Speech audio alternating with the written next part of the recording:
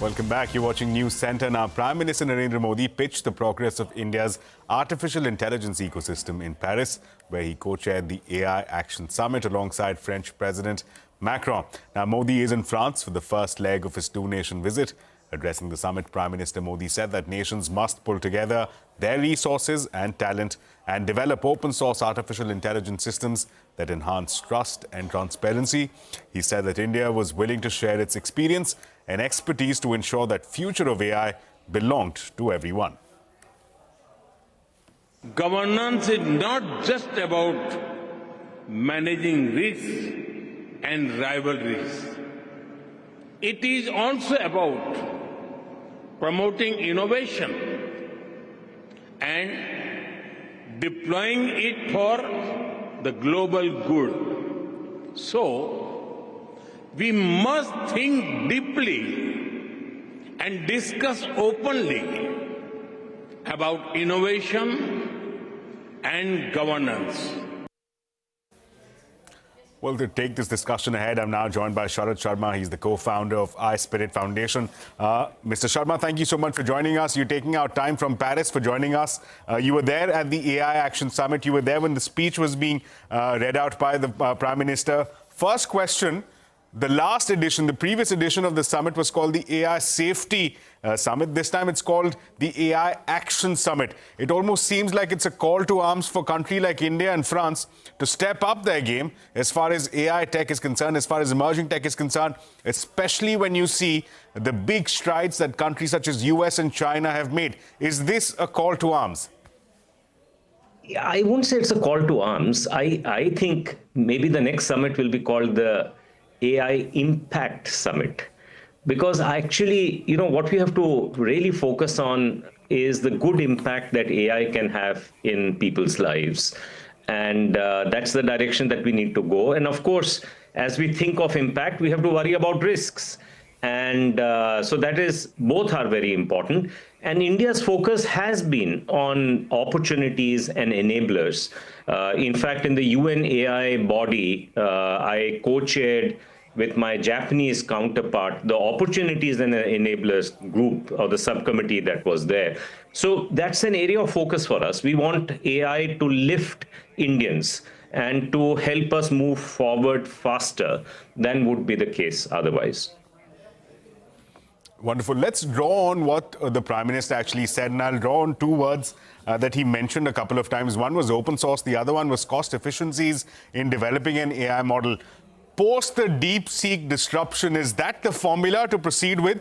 That we need an open source model, that's what we'll build our own LLM on, and that's the strategy that India can adopt in looking for a foundational model? Can we replicate DeepSeek here? Do we have the labs, the research capacity, the compute power to do it here? Absolutely. So I think let's parse this a little further. To be able to build a good AI solution, first, we don't want to be consumers of other people's AIs. We want to be producers of AI. And for us to be able to do that, we need an ecosystem. In that ecosystem, he referenced talent several times. He also mentioned that, yes, we don't have GPUs, but we are working to make GPUs available at a low cost to everybody. But he also mentioned, if you remember, the reference to data, because data is the key ingredient that drives AI.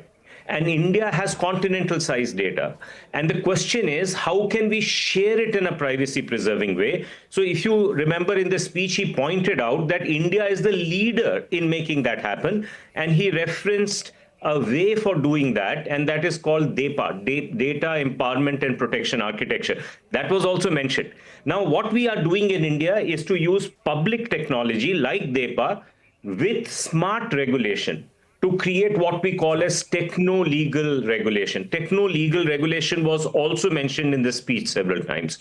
So this is really our new approach to AI. We are doing it for India, but the world is starting to notice. They are saying, hey, these guys have a different soch, they have a different philosophy, they have a different way of thinking about this problem, and maybe we have something to learn from them. So I am happy to make a prediction that later today, we are in the middle of the day right now, roughly about 12:30 p.m. Later in the day, you will find that the whole group of people that are assembled there would decide. I think there's a good chance they'll decide, 90% chance that they'll decide that the next AI Global Summit will take place in India. And if we have our way as India, I think we should call it the AI Impact Summit, right? Because our focus is really in making that happen. So to answer your question, India isn't a big player in AI. Sure. It is a rising player in AI. But the way we are rising is based on a philosophy, on a strategy. And while that strategy has not fully succeeded, it has caught the imagination of many other people in the world. And they are saying, perhaps this is the way to go forward. And they are watching India very keenly Right, Mr. Sharma. in that respect. Right, Mr. Sharma, I'll come in with one final question. You're at this global summit. You're in France. We're seeing leaders from across the world. I just want to get a sense in as far as the Trump dynamic is concerned. Clearly, he wants to ensure that U.S. is first. U.S. maintains its lead. He has shown his intent by way of slapping a GPU cap of 50,000 GPUs as far as India is concerned. Is that going to be a challenge, as you mentioned, during India's rise with its AI aspirations? Is that going to be something that India will have to contend with? Look, our cryogenic engines in the space program happened despite everybody preventing us from doing that. Our nuclear technology is an answer to that. And I think our DPI, digital public infrastructure, is a resisted rise, or whether it is been Aadhaar or MOSIP, or whether it's been UPI or even DEPA. The powerful forces of the world don't want India to do this. I think India is now in a world of a resisted rise. We have to we have to accept that idea that our journey from here, while people may pay lip service to say, hey, it's good you're doing that, but they fear it. They don't want India to do this. And therefore, we'll have to find a way to do this in spite of all these restrictions. We have done that in the past.